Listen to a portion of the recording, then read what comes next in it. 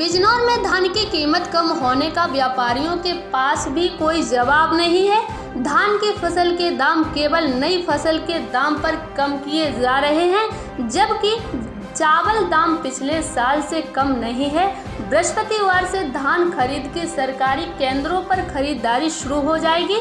इससे धान के दाम बढ़ने की उम्मीद है। हालांकि वहां पर भी केवल मोटा धान ही खरीदा जाएगा।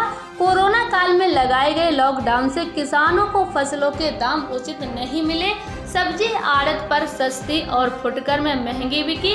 सरकार द्वारा राशन बांटे जाने से गेहूं के दाम तो कम हो गए, लेकिन चावल के दाम पहले की ही तरह महंगे रहे। अब धान की कीमत अचानक से बहुत कम कर दी गई है। धान की कीमत सरकारी कीमतों से बहुत कम मिल रही है। इसके बारे में कोई अफसर या नेता कुछ भी करने या कहने को तैयार नहीं है, जबकि चावल के दाम पिछले साल के हिसाब से कम नहीं हुए हैं। ऐसे में धान की फसल के रेट कम होने का कोई तुक नजर नहीं आता है।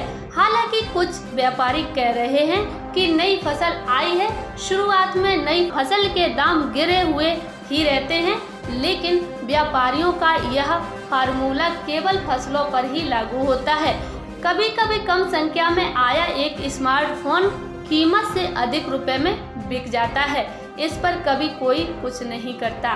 Bureau report, market times TV.